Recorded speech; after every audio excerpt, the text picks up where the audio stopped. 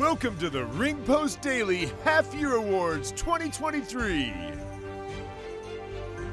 Hosted by Jesse Henrik, your RPD Prophecy Champion, Joey Hudson, the Honorary Oos, Big Daddy T, Tyreek Ramsey. Hello and welcome to the Ring Post Daily Podcast. You're listening to myself, Jesse Henrik, the RPD Prophecy Champion, Tyreek Ramsey, Big Daddy T, and Joey Hudson, the Honorary Oos.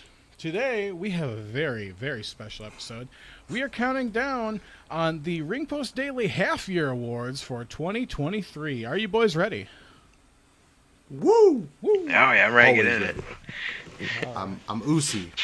You're feeling Was you Oosy. ready to lose that title? What's that? He said he's always ready. I said, was you ready to lose that title to Jesse? All right. I got a plan. You got a plan. Well, I'm going to tell you this right now. Breaking news. Joey Hudson has won the point advantage for the next RPD Prophecy match because he got one single vote. With his 4 women's roster members, he got one single vote for his fantasy AEW roster. So I'm gonna call bullshit, but rules are rules. So, Probably him making another account. Yeah. He just made another account, like, boom. If that was the case, don't you think I would have given myself like 100 votes who says you didn't? just to like win by a landslide? All right. Well, without further ado, How is it that I can't pick a freaking pay-per-view card to save my life, but I can win 2 different drafts in a row? Like, get out of here. I don't know, man. But anyways, rigged. let's get on with the main event, if we shall. All right. Are you boys ready? Ready. I am. All right. No, I said, are you ready? AEW MVP 2023 Half-Year Awards.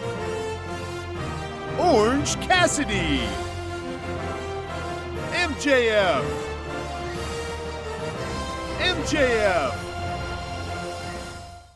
So, Joey, I'm going to throw to you first. Why did you pick MJF as your AEW MVP? Because, like, he's, like, the biggest heel in the company, but, like, he's one of their hottest things going on. And, like, you can try to say, oh, well, this part's real, this part's fake. But MJF, like, is, like, that's what you get in person. You get that real douchebag type of person. And, like, I don't know if that's how he is at his home, at his house with his family. But, you know, I'm buying it. I'm getting it. So he's sold the... You know, his mom and dad, like, I don't know at Thanksgiving if he's the biggest prick you've ever seen, but, like, he's selling it to me, and I like what he's doing as the heel character and stuff. Like, as being one of the main pillars, I don't know if AEW would have been the same as it is today without that douchebag MJF character there, and he's really been working hard, busting his butt, so for me, MJF had to win that.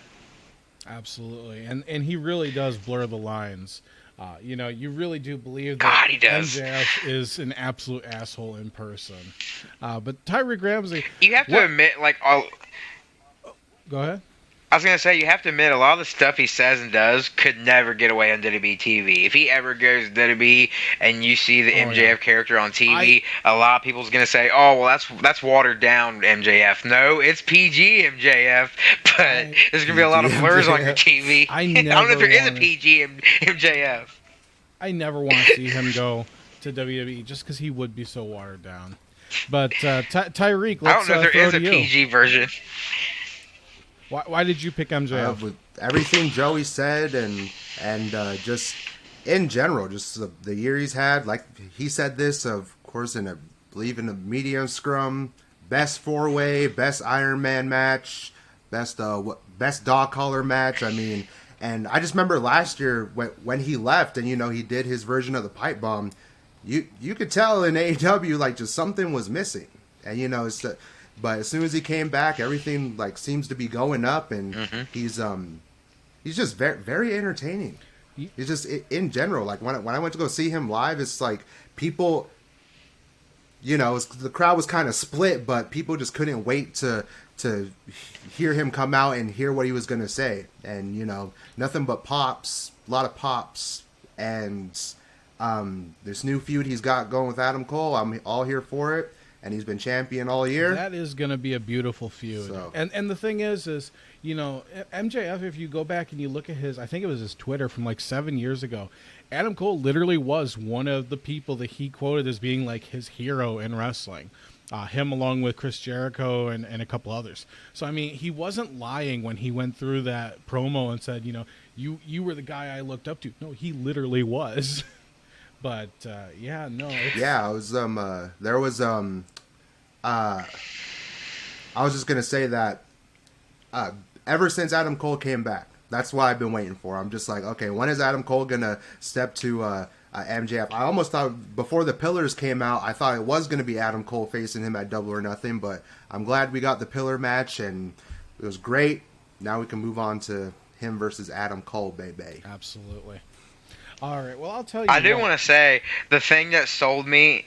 I do want to say the thing that sold me on MJF is that big CM Punk feud, where he showed the picture of him as a kid taking a picture with him, and he's like, and he really told like the real story about him being a kid and having the disability, being picked on, and couldn't wait to meet CM Punk as hero that night, and how it all meant nothing now. Like, that promo alone sold me on. I was like, this guy knows how to bring real life into the story and keep it real / story related. Like, he Absolutely. Really does know what he's doing. And looking back at and even in the media scrum. Yeah. And looking back at those pictures of his looking back at those pictures of his bar mitzvah too, like seeing the whole thing where he created the upside down W as the M in MJF instead of the Miz, like that's just trolling on another level because you can't argue against it. Like, he has the fucking photo evidence. Like, it's not just. How can you not like his never-ending feud with Rosie O'Donnell? Yes. All right. Well, I'll tell you what. So MJF is good and all, but you know who's really been propping up weekly TV? Orange frickin' Cassidy. Orange Cassidy has had... No, get your ones out of here. Orange Cassidy has had, I think it's 24 successful title defenses in like the last 6 months. It's incredible. And name a bad Orange Cassidy match. I dare you, because you can't. Like, the guy always brings it, and the whole time he's been on this road, he's just upped his game every single time, and it seems like he cares just a little bit more, and he works just a little bit harder, even though he's, this character that doesn't give a shit. And I think, it's a really intriguing thing that they're doing with him, and I'm really interested to see who takes the belt off him now, because obviously they just had him lose to Swerve. So now it's a matter of, well, who's next? And part of me still thinks it should be Swerve, but I just don't know. If it's not Swerve, it's got to be. I think it should be Swerve. Oh man, I just had a brilliant idea. You know who should do it instead of Swerve to get the Blue Cassidy? No. To get the most heel heat out of this, because the guy's already a heat magnet and he needs something to kind of throw him over the extra level. Konosuke Takeshita. Roman? With Don Callis. Don Callis screws over the biggest baby face that's not in the elite in the company, and Konosuke takes that international title and just fucks off with it. That would be really good for him. Mm-hmm. Because Konosuke isn't for real. Because Don Callis at the moment, he got that. Don Callis has that Dominic heat at the moment. Yeah, legit Dominic. But go ahead, Jesse. And the thing is, it's kind of like the John Cena Zack Ryder effect, where they're using Don Callis to get heat on to Konosuke Takeshita, which is it's really smart. But I think we can all, agree that Takeshita, as good as he is, I don't think he's quite ready for the main event yet. And I think having that international title run, I think could really put him into a good spot. So, I was thinking Swerve before, but I've talked myself into it. I'm thinking it's going to be him next. That is a good one. And that's a good pick, actually. Orange Cassidy, I've been big on him a lot more lately because I don't know I think he faced Big Bill in one of the title defenses, and I was just like, how the hell is he gonna beat? Yeah, I was just like, how the hell is he gonna beat Big Bill? I remember when they announced the match, I was like, how is he gonna get through him? And then he did it. Yeah, I mean, if you're not counting the women's division and you're counting just people who are active and they're not just on the roster to be there, like people who show up on a weekly basis or even monthly basis for that matter, he's beaten like 50% of the roster. But that's fair.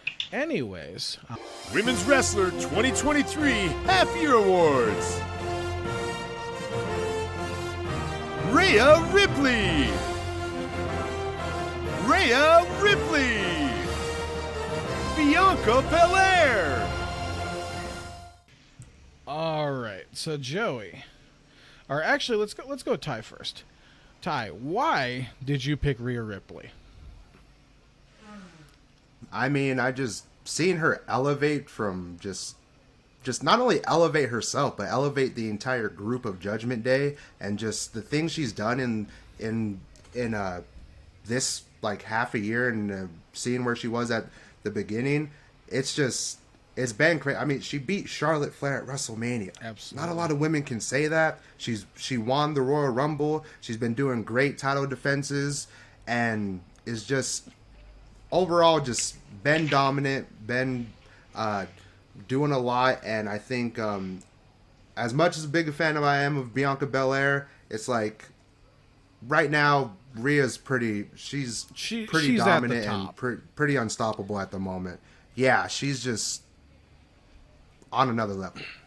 But going over to Joey, I think, who has something to say about that, because you picked Bianca. So what was why was that your choice for Women's Wrestler of the Half Year? And don't just say because she's your girl. Well, I do want to add that it wasn't.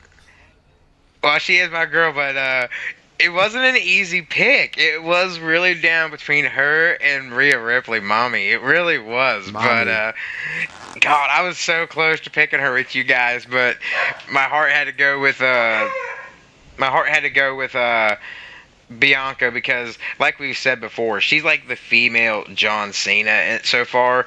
And I know I read, like, I don't really try to read into it too much, but I heard like they're gonna eventually make her and Montez Ford and everyone, the whole group, like bad guys, heels. But okay as a good guy, like, you know, when you see her coming out, she, other than Rhea Ripley, she probably gets the most positive reaction from the fans. And she kind of takes me back to the older days where NXT, when Bayley was doing the whole hugger thing, like, she really did have a grasp on the little kids and everything. And now it looks like Bianca's taking that over. And it really broke my heart when she lost that title at Night of Champions, because I would have preferred, you know, any other title except for the Universal. But I would have taken any other title change but that. But, you know, I think she'll bounce back, but no, she's really worked her butt off since coming to the main roster. I remember the first match I really seen of her on the main roster. She was like in the Rumble, and she was still down in NXT, but still a bad guy. And I was like, dude, this girl's gonna like do some damage on the roster. And then she came up and did this whole good girl thing, and that blew me out of the water. And I've just been a big fan of her since coming up, so I did have to go with my girl Bianca there. Absolutely. And the thing is with Bianca, too, is, you know, you mentioned her going with, you know, Montez Ford and Angela Dawkins. And I think that is short term. It's a good idea. But I think there's more money in making Montez Ford and her a duo, and kind of, I don't want to say kicking him to the curb, because I love Angela Dawkins. But I don't see as much legs with him as I do with Ford and Bianca. And I think having a real power couple dynamic where they're both dominating the main event scenes of the women's division and the men's division. I think that's something we've never really seen before, where we have that legitimacy. I mean, you could argue that we had it with Triple H in China, but I mean, not since then, and definitely not on that sort of level. And I feel like they could take it a lot further than that. But speaking of China, I think we need to start having that difficult discussion of I think Rhea Ripley has officially surpassed China, like as far as being a star, having the charisma, having that she has that X factor to her. And I mean, yeah, for her time and for her material she was given, China was amazing. Nobody will ever dispute that. But we can't keep referring to China and Rhea Ripley on the same level, because I think she's done a lot of work to surpass her, and gracefully so. It's not like she was like, screw who came before me. No, she's like, she worked her ass off to be here, and I think we need to start kind of giving her those flowers and talking about her as someone who is going to be on that women's Mount Rushmore, so to speak, one of these days. What do you guys think about that? I mean, just like you said, the X factor. She not only wins her Rhea not only wins her matches, she helps the Judgment Day win their matches. Yeah. And it's also just like all the memorable moments as well. It's like, who's gonna forget her whooping Akira Tozawa's ass and that clothesline to KO? It's like just all those moments combined with a championship reign. I can see that. I can see her if people don't think she's there yet, she's definitely on the line there and gonna be. But I think she's there. In my opinion, I think she's there. There is a world where after Gunther's Intercontinental reign has reached its peak and what have you, there's a world where I could see Rhea losing her championship and then going on sort of the Rhea Ripley Invitational, so to speak, and kind of paying homage to China, and just having her come out weekly and just have a challenge where a man comes out and faces her in a match and she just beats the ever living crap out of him, and then she goes on and uses that momentum, I think, and she could take that and legitimately face whoever's Intercontinental Champion at that time and win it. I think we could see that. That's maybe a discussion for down the road, next year or something. But I think there's definitely legs to that. Any other closing thoughts? Absolutely, and she has that sort of that she just has that almost dominating presence, and it just looks believable. Absolutely. It's just the way she comes off and carries herself. It's just same with China as well, but it's. I don't know, certain people, they're very good. They're very good in the ring, but they don't have that type of presence almost. But she definitely has that. Yeah, Rhea is on another level. Yeah, but the problem with that is if she moves on to the men and starts holding men belts and beating all these men, then when she does eventually have to fall back into the women's division, that's when they dig a hole kind of, because it's okay, well, if Asuka can beat Rhea Ripley, who's beaten all these men, then who's to say she can't go and beat all these men as well? They really do have to take precaution with that. China back in the day was, I guess, an anomaly. Oh, what's the word I'm looking for? She was she was more like a special, I don't want to say occasion, but Special attraction. She was one of those. No, well, yeah, that too, but she was just one of them special circumstances, I guess, that where, okay, out of her and all those, divas back in the day, it was more believable. But nowadays, it's okay, if Rhea goes and wins the Intercontinental title and beats all these guys for it, and then she falls into the women's division again, a lot of these women are going to have to step it up and try to have to try to beat this woman who can beat men up. I don't think, I think it all have to be thought out. Okay, we're gonna put her in the IC title, and then after that, how we gonna do it? I think they'd have to really, really think it out before they just go through with it. Well, and the thing is I could see it where she wins the title, And then she comes out in the next week and she does something similar to what John Cena did with, the U.S., title Open Challenge.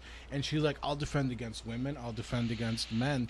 And what that should end up doing is leading to where, somebody wins it off of her, like a man, per se, wins that title off of her. And then they go and create the women's Intercontinental belt. And the women finally then have like a mid-card belt. Because they've toyed with that idea for years, and I think that would be a good way to introduce it. But anyways, moving on. And didn't China? She was Intercontinental Champion, Yeah, right? she was. I'm pretty sure, right? Inter- I remember. yeah, that. Yeah. Intercontinental Champion, first woman to enter a Rumble. I think she was also European champion at one point too. No, just Intercontinental. Just Intercontinental. Well, anyways, Greatest Faction 2023 Half Year Awards. The BCC. Judgment Day. The Bloodline. so because I know you're gonna want to get it off your chest, Joey, tell us about the Bloodline. Why the heck not?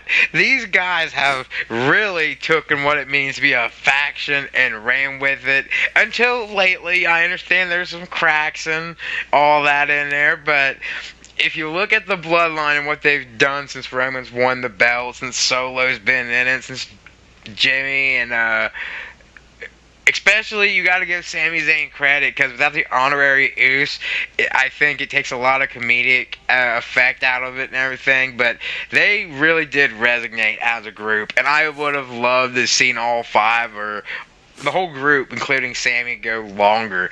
But as the Bloodline in total, and that means even with Sami, they were on top of the world. I mean, these guys were such a faction together that you could put them in any company against any five best with Heyman as their manager, but you could take these five guys and put them in any company with anyone, and even if mostly everyone was like, well, they're gonna lose, it's like, I don't know, they're the Bloodline, like they're an unstoppable force. Like, you put them in any situation against any other group, and it's like, I really think a lot of people would like give them their flowers and say, well, I think they still have a chance of beating this group, whether they did or not. But the Bloodline has just told an amazing story, put on amazing matches and segments, from interviews and everything. So the Bloodline has really been an interesting story since day one, and that's why they won my pick. Just watching, and Roman's in it. Just watching the joy in your eyes talking about the Bloodline, man. It's like watching my kids open up their toys on Christmas. It's truly something, man. But we'll get into that later. I agree, though, man. Like, I think both of you had great picks, actually. But it's like, man, the Bloodlines they just are. I was just sitting here thinking about this, like, when it comes to, even though they're kind of divided right now, it's like, the Bloodline versus Sami and KO, or the Bloodline versus RK Bro, this and that. It's like, how do you get bigger than that? You do the Bloodline versus the Bloodline. Yeah. I think that, and at the moment, it's just this is just getting better and better. All right, absolutely. So, Tyreek, let's talk about the Judgment Day. Another faction in WWE who's just been lighting the world on fire. For sure. I've said enough about Rhea, but I just remember beginning of the year, I was just sitting there thinking, like, I think this is Judgment Day's year. When I think they were all on Miz TV and that's when Dom really embraced the whole ex-con Dom sort of persona. Yeah. And I remember when that happened, and I was just like, wow, this is where they are now, and because even when even when they lose, I love the matches that they're in, like because I think not long after that, on Raw 30 they went against the Usos and for the titles, and I was waiting for that match. Ever since Judgment Day came out, I was like, I cannot wait to see Judgment Day versus the Bloodline. But overall, how they've elevated since, and like especially like Damian Priest, I just watched that match with him and Seth. They put on just a show, and I've always been a fan of Priest, but I'm just like, he just looks like a main eventer, and he's just elevated so high. And Finn's always been Finn, and of course, but they didn't need Finn there. What I said about that, like, they didn't need Finn true. at the end of the match. They could have left him in the back and just let him lose 1, 2, 3, and it would have been like, I think it would have been even better if you didn't add that, like, what are you doing here type of thing. Like, no, this was one of them things where he didn't need him. Let him go out there and lose if he's going to lose, but let him do his thing. Let him show himself off. Yeah, kind of like how weird. he did with Bunny. One thing... For sure, and like, and... Go ahead. Even in matches like that, like I said, of course, Balor lost at WrestleMania, Dom lost at WrestleMania, and Priest lost at Backlash, but those are all memorable matches, and they contribute to, and they not only elevate themselves, but also just make their opponents look good as well. And I just think that same with the Bloodline. There's the Bloodline's been on top for a while, but for Judgment Day, I don't think they've hit their peak yet, and I think that's good. They still have more to climb, and they're already up here already. And the thing with Judgment Day... That's why I chose the Judgment Day, and they've been done. The thing with them, too, is they have what I call the Seth Rollins effect. And that is the fact that they lose almost every single match they're in, but they keep... Not only do they elevate their opponents, but they're also elevating themselves. Like... Every time they're out there, they're just a little bit cooler. They're just a little bit more, with it, and they have more it factor to them. Yeah. And, my one big regret, and this is going to be spicy, but my one big regret with Triple H's booking with them is I wish he didn't get rid of the 24/7 title. Because how good would that look around Dom's waist? No, hear me out. How good would that look around Dom's waist where he's like, I am the 24/7 champion. And meanwhile, he's got Priest and Damian, with him at all times. And nobody's going to take on the whole Judgment Day all at once. So nobody goes after the 24/7 title anymore. And it just becomes this thing where Dom's just carrying around a championship that means nothing. But how beautiful would that have been? But walking around like it's the world title. Yeah, exactly. He's walking around like has it behind I'm the biggest champion in WWE. 24/7 champion. You're gonna put some respect on my blah blah blah. Like that would have been so good as a prop for him. Like I don't like. I can just imagine a segment. Yeah, I don't like to think of titles as props, but I mean that would be a legitimate prop where I think devaluing the belt would actually elevate and add value to Dom's character. But I could just imagine a segment where the segments where he'd come out acting like he's better than the world champion. I could just imagine the boos he would get coming out like, I'm better than your tribal chief Roman Reigns, and the crowd going, get out of here. And could you imagine them? That's another thing. I was going to say, could you imagine them taking the 24/7 belt and customizing it? Like, how they used to give customized belts, like Cena had his, spinner belt, Edge had his spinner, the Brahma Bull with Rock, blah, blah, blah, the Smoking Skull with Stone Cold. Take that idea and give Dom his own custom 24/7 belt. And just make it really look Judgment Day themed. I think that would have been a beautiful scenario. It's great.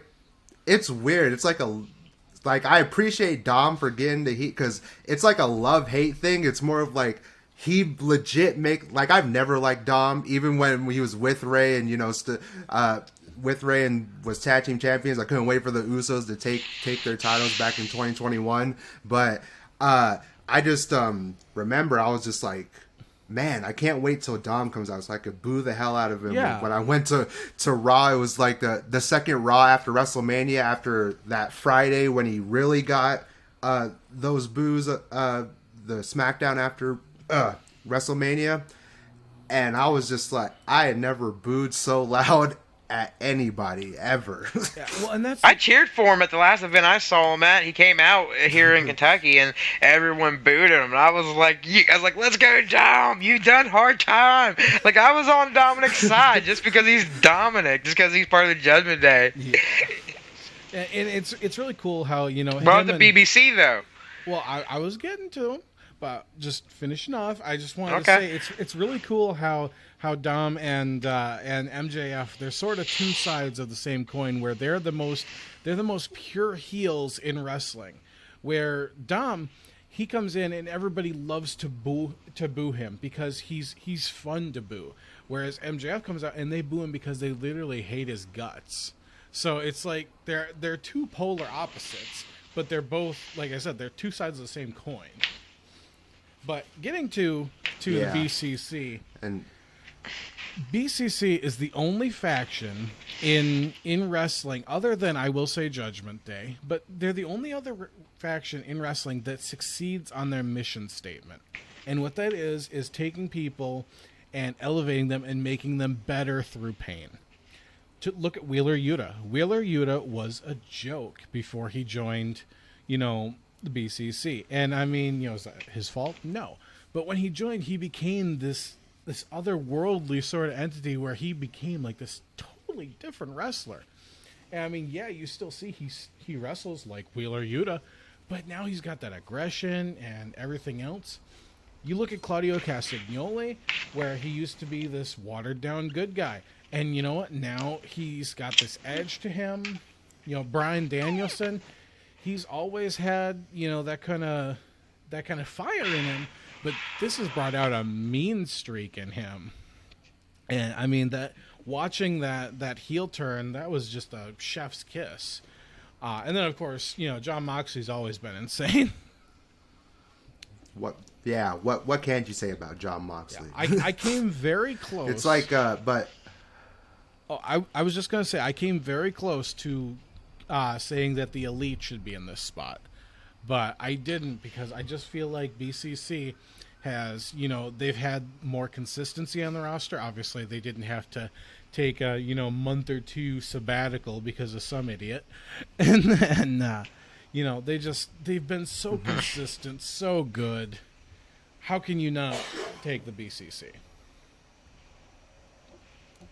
I agree, Jesse. There's like, and even, you know, of course I chose the Elite at Double or Nothing, but even like after the show was over, I was just like so impressed by the BCC. It's just like, man, I ain't even mad that the Elite lost, because it's like all of them individually and just in general I've been fans of, and I instantly became a fan of Wheeler Yuta eventually, and then, you know, to have the turn with Dawn and Konosuke, just, I don't see anybody stopping them anytime soon. They're probably just gonna run Dynamite and just like you said, literally just over everybody, just showing it through pain, pretty much. Yeah, it's education through pain. Education through pain. There we go. You know, it's kind of crazy too, but like ever since like John's left the WWE, like if you think about it, the Shield wasn't that long ago, and yet you got Moxley in the BCC. You've had Rollins in like two factions. You got Roman in the Bloodline. Like, it really does make time feel like it's flying by with so many factions that they're all three involved in.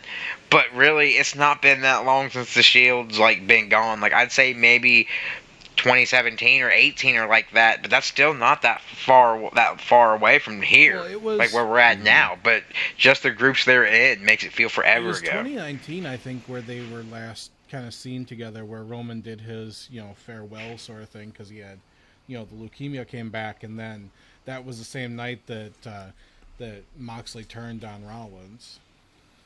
But what a roller coaster that night was. I remember that.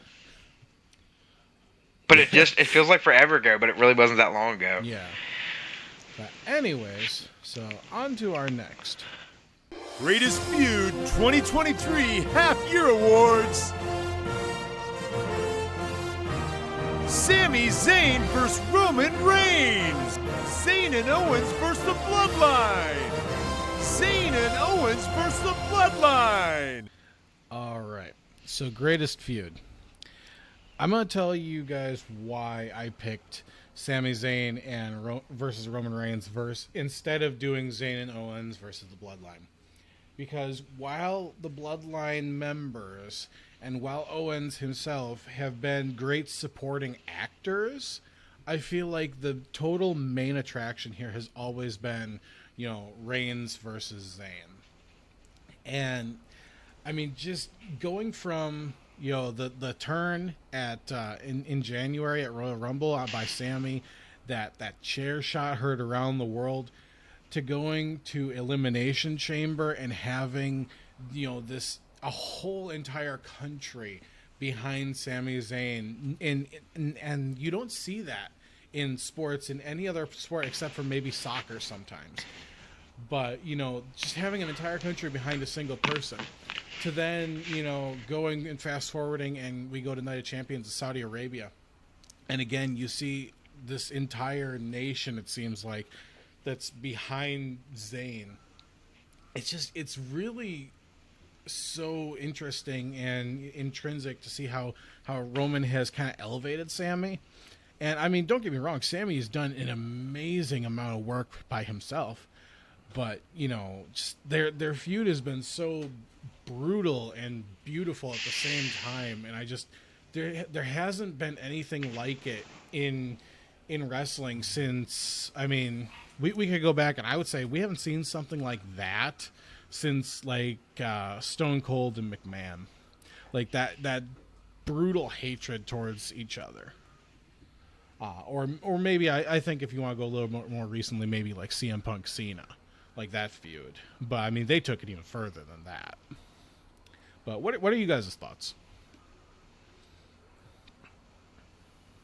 I mean, we're coming up almost a year, I believe, or even over a year, I think, when Sami, first approached the Bloodline, and just like the build from that, and just how that was. It was like a week or two ago that it was a year. Oh, okay. It passed a year. But yeah, seeing how Sami just sort of integrated into the Bloodline, and how that the whole how. He started off just being, I guess sort of he just take bullets for the Bloodline for the most part, and, he didn't really know if he was in it, to Jay not trusting him, to Jay finally accepting him at War Games, to him turning at Royal Rumble, and just, even KO, like KO, I enjoyed the feuds that him and Roman had back in 2020, beginning of 2021, so they've always had history, of course, and so I think KO's always been like, oh, if it's the last thing I do is take down the Bloodline, in the back of his head, and just how they all kind of, how it all kind of forms together, and plus, like I said, every or like you said, Jesse, every pay-per-view, just different feelings, but all goosebumps. Like Royal Rumble, holy moly! I remember watching, like, that just sticks in your memory, just because of how you remember where you were, or what you were watching, what you were doing, and just when that happened. Elimination Chamber, I mean, talk about the pop of all pops, and then War Games, where he actually went through this word. Yes, that was that too, and but also even with Roman beating Sami, when you hear the 1, 2, 3, you just felt everybody's heart just drop because they knew it was over, and also the building up to what it is now, with because people forget, like, Jay was pretty much, he walked out on them at Royal Rumble. Roman pushed him in the face a couple times at Elimination Chamber, and then thought it was the end, but Sami constantly reminding Jay, and taking it back to 2020 of just like Roman's been manipulative, he's been this, he's been that, and just how tying that history into it. Now you're going into just the the origins of the bloodline in general and how it came about. And to me, that's one of my favorites is during the pandemic era was watching Jay and Roman kind of go at it in the beginning. And but now that it's kind of come almost full circle and now they're going at it again, and how that kind of the Sammy and KO has led to that. And plus, just in general, the chills I got at WrestleMania when KO and Sammy actually did win the titles. Absolutely. It's just been great. There's not enough any more I can say about it, and just great feud. And now don't even feel like it's over. You know what I'm saying? It's like, well, KO and Sammy, of course, have moved on, but now if it weren't for what they went through, this whole, Usos and Roman against Roman and Solo wouldn't be what it is now. I think it's definitely a good time for it to move on because it was starting to get it to a point where people were getting sick of it. And, it was such a good story. It's such a beautiful, long and drawn out story. I feel like if they took it any further, it would be, it would kind of devalue what the work that they did put into it. So I'm glad that they've dropped it so far, unless, McMahon pushes the emergency button and brings it back. But, yeah, no, I think they. I really did love all the segments with Sammy making them break character and laugh. The fact that they really told, fans wanted long-term storytelling. This is that. This is what the whole Sammy and Bloodline is, and. And I think a lot of what it is, too, is we all can, relate to that because we've all had people in our lives, we've been there for, we would have took a bullet for, or in this case, a spear or whatever for, and then they turn on us. I think it was just something, a lot of people can resonate with and be like, I know what Sammy's going through. I would have, taken a bullet for that person and they screwed me over, or I would have done it for that person and I got screwed in the end. That was I think that's something everyone can say, I think I can relate to that. And no, Sammy and the Bloodline, I think Sammy added a lot of comedic relief to it, and whenever they did segments with him and Solo, or him and Jay and Jimmy and Roman, whoever he was in a segment with, he really did get this segment over. I think it brought eyes over, and I do want to admit that when he went to Canada at the Elimination Chamber pay-per-view and fought Roman for the title, I was looking forward to that match only to see an entire nation's hearts get broken. You are an evil, evil oos. I will give you that. So, yeah, we might change your name to Evil Paul Oos. Heyman hitting KO. Yeah, and Paul Heyman, let's not leave him out of this whole story, too. Again, yeah. Man, he is... Paul Heyman is a genius. I've noticed what they've been doing lately, for sure. And what they've been doing lately is Paul will kind of be, of course, the whole... stories be going down and the segments be going down on SmackDown, but Paul will show up on Raw like he did this past Raw and sort of set it up and just say very little or have just a simple backstage segment or a little part to play on Raw, but he sets it up so perfectly like he did this last Raw saying Jey Uso will choose or else. All right, so moving on. Greatest PPV 2023 Half Year Awards. Revolution 4. WrestleMania 39. WrestleMania 39. So, greatest PPV. I had to go with Revolution 4. This year's Revolution was from tip to top so good. We got to talk about, some of the matches we saw. The Texas Death Match between Jon Moxley and Adam Page was, better than it had a right to be, honestly. Everybody was expecting a bloodbath, but I don't think anybody expected that amount of brutality. Truly Hangman living up to his namesake to end the match. I think that was just kind of a stroke of kind of creative genius, and I truly hope that Jon Moxley didn't shoot that. I hope he, it was a planned sort of segment with, some sort of precautions in mind. I don't know how you'd work that, but you know, I just hope he was all right after that. Obviously, he has been, but between that, you had the Elite versus the House of Black, where I was the one who was able to see through the Elite's guys and knew the House of Black was taking those titles. From that to we had the 60-minute Iron Man match between Danielson and MJF. I mean, and there was so many others too that I could keep rambling on and on. But those are the big three out of that, you know, that card. And just like I said, from top to bottom, it was just such a good show. And I feel like that was really AEW kind of learning from their mistakes of, you know, previous shows where they had kind of too many matches, or, you know, their pacing was off or something like that. That show really felt like they kind of put all the pieces together and was like, okay, we're going to put on a really freaking good wrestling show. And I think they succeeded in every way. Yeah, I agree. There's like I never thought you know, a whole Iron Man match would have as much rewatchability as that one, but like the pacing of that match and the restart, the match quality in general. The restart was awesome. Yeah.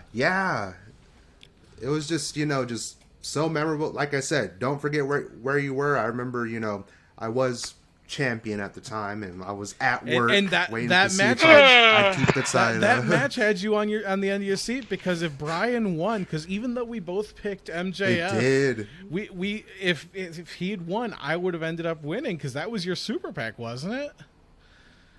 Was MJF? Yeah, was MJF it was, because like I said, it was so memorable that I was at work, walking up and down, pacing, kept looking at my phone, just like trying to get watching parts of the match, and I'm just like, oh my goodness, oh my god, no. But overall, just that's a good pick and a good pay-per-view. Absolutely, but for reals, yeah.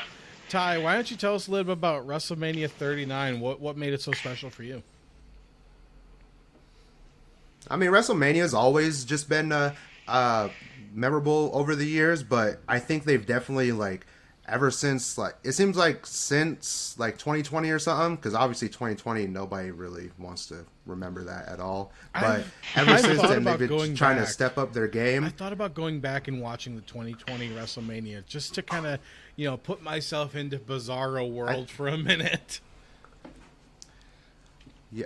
It is weird because I did that recently. It was probably like late last year, but I remember going back. I was like, it was weird just seeing like no crowd or nothing, a whole lot of nothingness. But one match on that card that I loved was probably KO versus Seth Rollins at the moment. Yeah, that was a great match. I remember that one stole the show for me. I wanted to go back and watch the Rhea versus Charlotte match. I haven't yet, but it's on my list of things to do. Yeah, and I just but like I said, this one has just each year seems to get better and better, and even like I went to last year's, of course. I even thought this one was better than that one, and it was just a lot of those. I just look for the moments and that give me goosebumps, that give me chills and everything. And this had a lot of them, from Roman winning, from Sammy and KO beating the Usos, to I mean, my favorite women's match of all time that I've ever seen, and I could genuinely say that was Charlotte versus Rhea at WrestleMania. That was just a great match in general. It was very consistent. I mean, there might have been a couple misses, but maybe that Ronda Shayna match or the women's showcase was sort of a misfire. The whole Shane McMahon segment was kind of a misfire, but everybody remembers it fondly because of how Snoop reacted. Honestly, I'd have to say Pat McAfee. I remember, and then I didn't like that. Yeah. I didn't like. I was just like, "Oh, who's gonna return? Who's gonna return?" And I was that. It's Pat. Those two spots should have went to LA Knight and Bobby Lashley. Like, I mean, yeah, right? like That would have been even would if have been Bobby cool. didn't come out, like even LA Knight, I feel like could have gotten a lot from that sort of pop. Because I mean, Bobby, yeah, he had his little moment Yeah, where he no, came out with the trophy and blah blah blah. But LA Knight didn't have anything, and yet they built it on TV for weeks that you can't have a WrestleMania in LA without LA Knight. Yeah. So. yeah. Yeah.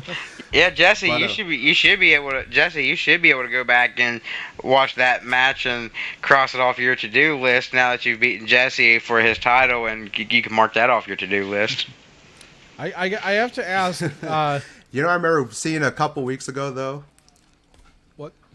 I remember I was telling my brother, I was just like, I forgot Lil Uzi Vert played the Usos to the Yeah, ring. that That was was- just so random that I was just like, what is going on? That was a bizarro I was- world. and That there's was like, who has the most popular song out right now? I was like, Ulu. Okay, we'll have him. He didn't even like do anything further. He just like played his song right before the Usos came I out. still say, and WWE made up. Which I want to say bullcrap on. Go ahead, WWE. Yeah, so WWE made up for it with Bianca's her entrance, but I still say they missed out on a golden opportunity to give Rhea a really big, showy entrance with that. Like I said, if they could have gotten Chris Motionless out there to do her theme live, and give her like a motorcycle or a trike or something where you had the visual of Triple H coming out on the trike with Stephanie on the back. Again, it goes back to having Dom as sort of the kind of comedic relief, just having him on the back of Mommy's trike. Like, yeah, that would have been Just fucking like cool. doing this. Yeah. But anyways, Joey, tell us a little bit about WrestleMania 39 for you. What made it so special for you?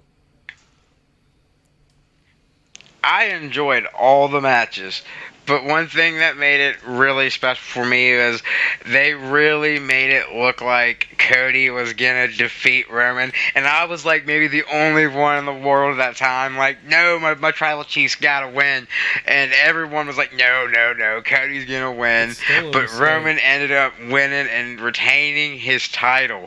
Mistake? No, Yes. Roman don't make mistakes. Roman only makes W's, and that's what made WrestleMania probably like at the end. And that's the thing. Like, it's the main event, and I'm sitting here like both nights like waiting for that one match, and I'm like. It's crazy because like at that time I'm like, there's so many great matches going on, but in my head I'm like, I can't wait for that main event. Like, my guy's gotta win.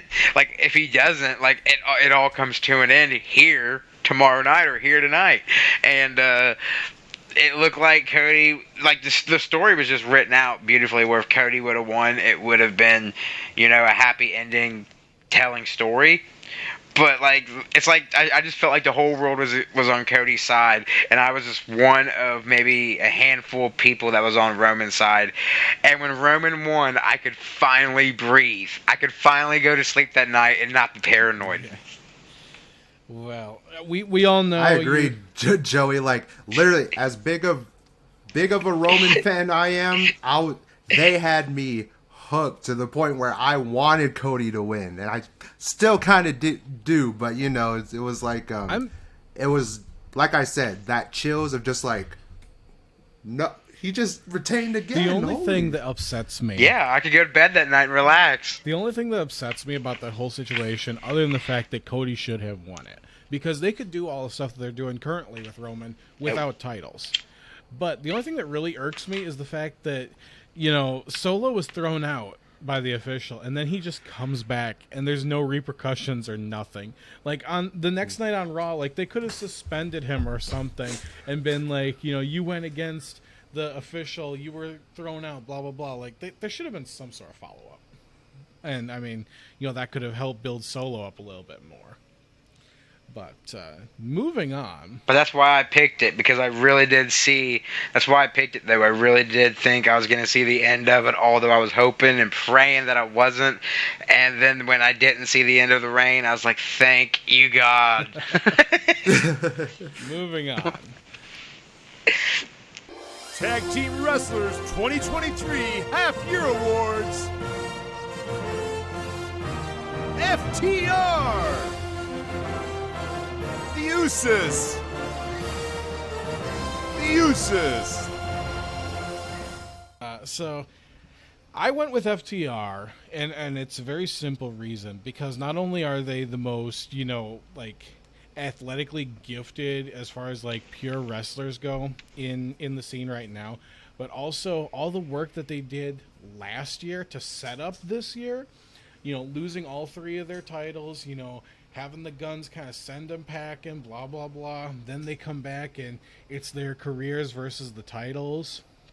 And of course the work that that Dax did with his podcast to keep everything relevant and kind of keep stirring the pot a little bit and this and that. Like, I think they've done a lot of good work in AEW, and as much as I love them in AEW, I feel like they could have, under Triple H, if McMahon hadn't come back, I thought they could have gone over to WWE and really done a lot of good work, and sort of kind of taken the wheels off. Because I think Tony Khan he books himself into a corner a little bit too much. But the work they've been doing, obviously, they beat the Guns for the titles. Then we've had Team TNA go in there, and obviously they weren't going to win it, but it was a good match. It had a lot of shenanigans and carny bullshit. Which, I mean, come on, it's Jeff Jarrett. Of course, there's going to be carny bullshit. But I'm interested to see what they do with this Bullet Club Gold feud, because I feel like them feuding with Bullet Club Gold is a really good idea, especially if they do bring the Guns back in, because it looks like the Guns are going to join Bullet Club Gold. I think that, say you have, Jay White or Juice Robinson go out there and screw them out of it, and the Guns actually win the titles back from FTR. I think that would be a really interesting kind of story to go through, adding another layer to it. What do you guys think? For sure. Plus the FTR, they remind me of like the old wrestling days, like Arn Anderson days. They are like, definitely a they really throwback. do bring that old school wrestling feel. For sure. They're a gem. I've often kind of called the Creed brothers in NXT. I call them sort of a '90s throwback to tag team wrestling. Well, FTR is an '80s throwback. So I mean, if you wanted to They really look are. at them, and like you said with Arn Anderson, with the Four Horsemen, those are the guys they grew up idolizing, and now they are modern versions of them. I could totally imagine them in the Four Horsemen back in the day with Arn and everyone. I could totally see it. Yeah. There was a dropped storyline, or an idea at least pitched, to create a new Four Horsemen with them. I think it was MJF, and then I can't remember who the fourth was supposed to be. I think it might have been Wardlow at the time, but I'm not sure who it was. But sort of they kind of wanted to take the Pinnacle and sort of condense it down a little bit and make them into a new Four Horsemen, as far as I remember the kind of scuttlebutt at the time going. But tell me about the... Oh, yeah, FTR was... Oh, go ahead. I was just saying, old Pinnacle was MJF, Wardlow, FTR, and Sean Spears, right? Yeah. Yeah, so it was Sean FTR, Spears? I think so. MJF, Wardlow, Sean Spears, the chairman. And then I thought there was another member too, but I can't remember it right now. But anyways... It was that old guy, I think. I can't remember. That old guy. Joey, tell me about the Usos. Well, the Usos, no, I think they really just have I swear I need to get me a pair of juicy pants and rip the J's off. No, no, they really have added a big almost dimension to the bloodline. And it's like, you got to think, like, would Roman be here now? Which I think he would have. Different story, but it's like, would Roman be as far as he is without the bloodline and the Usos? And the Usos are, they've had his back, and Jay's had his back, Roman's back, and since he was the only guy in his corner other than Heyman. Then Jimmy came in, and then Solo. But the Usos, they really have. They like it's crazy, but they've added like so much to the bloodline. Yet it's like double duty. They're going out there and doing this bloodline stuff, but then they also got to go out there and defend their tag titles and keep the Uso name going. But they got to keep the bloodline name going. Like the Usos have been really putting in a lot of work. And then when you see the Usos on Raw and SmackDown, sure you don't see Roman there every week, but the Usos are there every week. And when they go on Raw and SmackDown and pay-per-views and everything, they've been really putting in the work for what it means to be like undisputed tag team champions. Absolutely. So for all the work they put into the bloodline and their own team and to the tag team titles and the tag division, everything that the Usos have been doing, really did earn my my vote here. And Ty, anything to add? Yeah, I mean, just with everything adding on to what Joey said, one thing I love about them is, not only are they a great tag team, like I said, with that match with the Judgment Day and just the amount of tag teams they've ran through already, but they're always the cliffhanger. Yeah. Like, it's either like Sammy hits Roman with the chair, and Jay walks out. Who's Jay going to side with? Then, of course, it continued at Elimination Chamber. And back in, last November, during the War Games season, like, will Jay ever trust Sammy? And then here where we are now, Jimmy, the one super kicking Roman, and again Jay, what side is he going to take out of all these? I just think they create just a bunch of memorable moments, and they never miss with a match, in my opinion. They always are consistent. And also, I think just as tag team wrestlers, even though they're twin, they just work so well together. I love seeing them in the rings, like they read each other's minds. They know exactly what to do and when to do it. And so that absolutely. And Usos might be my favorite tag team of all time. Absolutely. Like I watched them debut. I did too. I remember back in 2010 when they were going against it wasn't the Hart Dynasty. Was it the Hart Dynasty? It was, yeah. Yeah. But with Tamina there as well, and ever since then I was just like, as they grew, especially when they really started to get super popular, I think in like 2013, 2014, around there, when they were winning titles and everything. Ever since then, just Usos have just the charisma, swagger, and put on great matches, and I think they just have it all. I think they're also responsible for one of the biggest pops in Raw history. Right before Mania, when Jimmy was like, "Man, Jay, you gotta be on my side," and I remember he went and hugged Sammy on the ringside, and the crowd went bananas over Jay hugging him, and then he super kicked him, and they were just shattered in seconds. But I think when he hugged Sammy there on the ramp, the crowd went so crazy. I was like, that has got to be one of the biggest pops in Raw history. And even at Backlash, you saw the division between the whole thing with that 3-on-3 match they had with Solo almost taking out Jay, and just how they're always just sort of tied together, and just like I said, they need a shirt that says "I'm your brother." I'm your brother. Oh my God, I want it now. They're planning this big blow off. It sounds like it's happening at Money in the Bank, where they're going to have the Usos versus Roman and Solo. And I really want to see them have the whole. I want them to lean into the whole tribal warfare thing, where I want to see the Usos come out, and they're the second guys to come out. So Roman and Solo are already in the ring. I want the Usos to come out, and I want them to do their old sort of entrance, or at least the beginning of it, where they actually do the haka, and they come out in black face paint, the half sides, kind of like a shade to Umaga.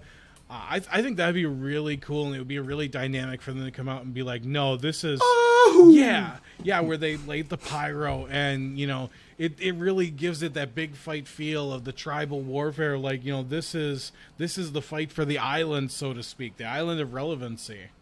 So I hope they lean into it at least. I don't see it happening. I don't see it happening, but if they face each other in like a Solo and Roman versus the Usos, I would really like to see. Other than The Rock, we know that's not going to happen. I'd love to see the whole. I'm probably going to butcher it, but the whole Awani family. I'd love to see them all just there to witness it like break down. Yeah. Like and if you wanted to, take it up another notch, you could have, for Roman and Solo's entrance, you could have like the Anawa'i, war drummers out there, and like, they're lining the stage or whatever, and then Roman and Solo come out and they have the lays, and they're just coming out to this, the beats of the war drums. Like, you could make a big fight out of that. But you could. Anyways, moving on. Greatest Jobber 2023 Half-Year Awards. Dijak. Dolph Ziggler. Maximum Male Models. So it's important to clarify this, as when we say greatest jobber, this is a legitimate thing where we're saying, hey, these guys are the best at what they're doing in the ring right now. They're playing their role of being a jobber and elevating those around them. My pick, obviously, Dijak.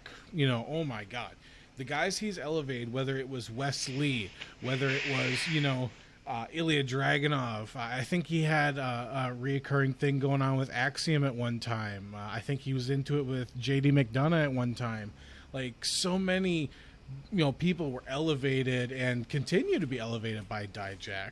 I think there's nobody more deserving of that title right now, especially if we're talking about somebody who's in the quote-unquote, developmental system. But tell me about you guys' picks. Ty, let's go first. I mean, I've always been a fan of Dolph, of course, and like I said, he's been. I think he's been doing quite a bit of matches on main events to elevate NXT superstars, but also in general, just combined with who was it we interviewed? I can't remember his name. Who small so guy? He was. His main thing was being a jobber. So that was Maxwell Keith, Lord of the Flyweights. Maxwell Keith.